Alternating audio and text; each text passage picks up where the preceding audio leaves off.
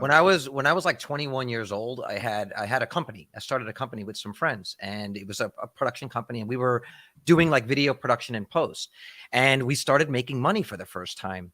And we were going to B&H Photo on 33rd Street buying Apple products every week. We were buying a new computer, new something. And I said to the guys, we should take a small percentage of the money that we're making every month and start buying Apple. No, we're going to reinvest it in the business, et cetera, et cetera. So I was the only one that did. I ended up like being super, I was super broke. I had about $900 to my name. I remember it was like it was December of like 2001 or something like that. And the company was falling apart. And I just had $900 in the bank. I decided to take 10% of all of my money, and I bought Apple at $90, a share price of $14.10. And I continued to DCA for a couple of years. And I would, mind you, I had told my two friends, my business partners, that we should do this, and it was a point of contention. Yeah. They didn't want to invest the money in Apple, and I'm saying like we should. We just spent $7,000 in Apple. Why wouldn't we? Right. Anyway, so I started DCAing, and eventually I probably put in about, this is between like 2001 and 2003. I might have put in about $10,000 just DCAing. And then I got really busy in my career. And I told Vitaly, I forgot about my portfolio for 7 years. It's a good time to forget about it. Didn't open it. Now I had bought Netflix. I bought Netflix. I bought a bunch of other companies, and I forgot about my portfolio in 10 years. So sort of 7 years, how much money do you think I had in Apple from a $10,000 investment, DCAing over 2 years? Those 7 or 8 years, from like 2001 to like 2008, I looked at it again in 2009, 10. How much were you up? You're muted, Chris. You're muted. I don't know. It must have been a freaking sweet, like the minute you opened, you probably saw a ton of zeros. I had like $400,000. That's nuts. Wait, hold on. Let's recap for a second. You DCA'd in 2001 to 2003 in Apple. Yeah. You got so busy you forgot you DCA'd and had 10,000. Do you remember the brokerage you used? I was on ShareBuilder back in the day, which was before Capital One, and they got bought out too. So you could only buy stocks every Tuesday. Like every Tuesday morning, you could only buy stocks. You could put in a certain amount of money and say, do these buys on Tuesday. There was no real-time way of seeing stock prices. I just would DCA in and just kept putting in some money over. Okay, and then 8 years later, you look. So can you describe when you opened the portfolio, what triggered you to open it? What was your reaction when you saw that much money? I was dating a new girl, and we moved in together, and we were talking about maybe trying to buy a house or something. And I was like, man, I think I have some stocks because I think I have some stock. Let me just take a look at this. And when I saw that, bro, I fucking lost my mind. I was like what? Yeah. Do you remember if it was morning, if it was night? Were you like? It was like in the afternoon. It was just like in the afternoon on a random weekend. I even had to like remember what, because eventually E-Trade bought them out, and so I had to find them and who owns my portfolio and do the password reset. And when I finally found it, I think I have a screenshot somewhere of somewhere around that time, because I remember that. Shares? Do you still have them? No, I sold them. That's what bought me my house. Yeah, okay. That's what bought me my house. No, but the point is well made here. You have to DCA into quality, and Apple was still like they were doing pretty bad in 2001, 2003, but we were using their products. They were still a quality company. You had the biggest. That was after 9/11. It was everything tanked. Yeah. It was horrible. I just started putting in some money, and I mean, to see the amount of returns, it was like a 4,800% return on Netflix. I mean, thousands of percent. You don't make that if you're worried about the interim, a quarter here, a quarter there. I literally just ignored it, dude.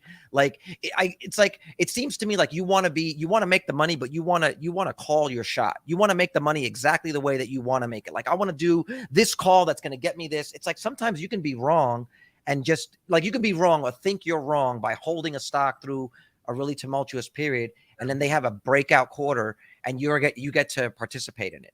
I would think that, what it is, it's just, I try to always be as objective. And sometimes I go too much based on what I see on a balance sheet rather than just looking at the product. And I think as a good investor, one of the key mistakes that I've made in the past is that I was too focused on just the balance sheet. You should always be focused on the balance sheet. I'm not saying you shouldn't, but also take into account the popularity of the product and where it's headed towards. So I would say, in terms of Tesla, after my research as a consumer, if you're not buying a Tesla, right now, especially if you're in New Jersey, where I think You guys even have like a $4,000 tax credit in Jersey on top of the federal. Dude, and you're just buying an ICE car? I don't know what to tell you. I really don't. Wait, say it again. Say it again. No, I'm saying like if you're buying an ICE car versus a Tesla in the state of New Jersey. Oh, in Jersey. Like, Yeah. You're out of your mind because the amount of value that you'll be getting from a Tesla is literally, I would say, probably 10x better than an ICE car with all the stuff that's going on in terms of development. And the other thing is, I think you guys are right in that we're still on the ground floor of the EV revolution, and these guys are at the leaders of that revolution. So I would say this is very similar to buying Apple in 2007, rather than probably like, it's definitely not the buying Apple in the year 2003 or 2004 when you bought it, Vitaly. But I think still, if you had bought Apple in 2008, 2009, you still be 10x from where it is, right? So, yeah, so if you know, that was a great comment. That was a great comment by. Well, but we go back to why are you not buying Tesla? Yeah. Like you're saying everything is going to be peachy in the next 5 years. That's what you're saying. Like Tesla's winning. Man, y'all are really making me. No, but I don't understand. This is what I don't get, because like anyone else, an irrational person would be like, you know what? This is the future. We are on the S curve. Like, it does make sense to DC. You know what it is, Vitaly? You know what it is? It's the quote from Mike Tyson about fighting. He says, everyone has a plan till they get punched in the face. Yeah. And that's exactly what he's afraid to get punched in the face. That's what it is. You're afraid to get punched, or you get punched, and then your plan goes out the window, and suddenly you get defensive, and you're like, I don't want to lose my money. I don't want to lose my money. And you forget the lessons. You forget Buffett. You forget everything. Well, to Chris's defense, if he does want to buy a house, I mean, there's some level of rational conservatism you've got to have here, right?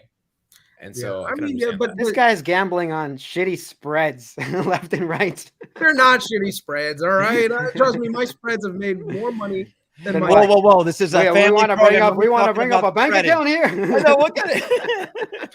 Wait, Carlos, when you cash that 400K, do you want me to take it to the back and show you where the pool's going? When you cash that 400K, what were the next 3 things you did to grow that 400K? Like, what was your financial plan after that? Oh, well, after that, I took some money out. I bought, well, obviously I had to pay some taxes. I think that's when Vitaly and I, we took some money and did a Bitcoin miner. Like around then, we were doing like 2012, we were doing Bitcoin mining. Yeah. You got to find the photos, because we just trying to amplify it. I paid for some of the apartment stuff, and then I started reinvesting. What was I reinvesting in back then? God, I don't even remember. Oh, I made a shit ton of money on Regeneron. I started doing some investments in like medical. I wasn't as savvy, I would say, as I am today. Because that 400K you cashed out at the beginning of FANG. So if you kind of just dropped it back in there, I would have been and at the point of even with that return, had I have left it alone, Apple alone, yeah. Had I have just left it alone and not been like, I'm up so much right now that it's got to fall. Well, you know what you should have done? You should have put those puts on. Sold it and bought a bunch of puts. I don't know why you guys are so against the puts. Hold on. From everything you said, by the way, Apple continued for the next decade. It still just went on a gang. Hold on, just went on a gang for the next decade. Yeah. And if he kept putting puts on, his returns would have tanked in the toilet, by the way. No. He would not get his 4,000. Yes. Very expensive to do long-term puts for 10 years, okay? Or 12 years. You can't buy a 10-year put. And no. Every 2 years, you have to re-up. You'd be buying them and losing money. Hold on. There are... Let's take one step. I'm sorry I went into this again, but no, it's valid. You can tell Vitaly feels a certain kind of way about this. Like he takes it personal. If you look at Apple, its PE was never like 200. Okay, so you didn't need to cover your downside for that.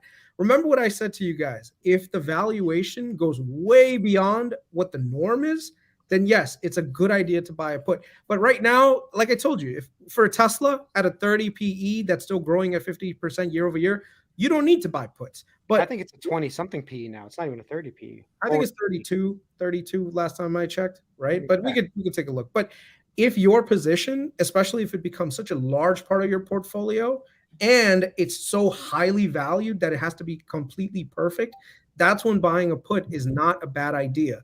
If it's something that's a very small speculative position in your portfolio, it doesn't really make a big difference. dude, by all means, you don't have to buy a put on it, right? Also, if the valuation is pretty decent, where it's either fair or even a little bit overvalued, that's fine. You don't have to buy puts for it. But if you know that the company that you're buying into is like a triple digit PE, it's crazy amount of risk that you're taking on because it's such a large part of your portfolio, it's smart not to it's smart to buy a little bit of puts against it, so that this way you're covering the downside in the event that something goes wrong, right? Apple is not a good candidate in terms of buying puts on, because it was never a point where Apple was like a 200 PE, right? Apple has always been. But even with that, I have a lot of friends. I have a lot of friends that do various things. They're in film. Some of them are in investments. Some of them are in finance. None of them have made their money shorting things. They all make money buying and holding or buying call options. They buy betting on the future. One of the things I don't like about buying puts, just as in principle, is now you're looking at the news and you're looking for the bad news. Now you become, it's like uber pessimist guy who has to just talk everything down because that's how your thesis is right. And I'm like, why are you swimming against the stream? Like, everything wants to go up. Assets want to go up.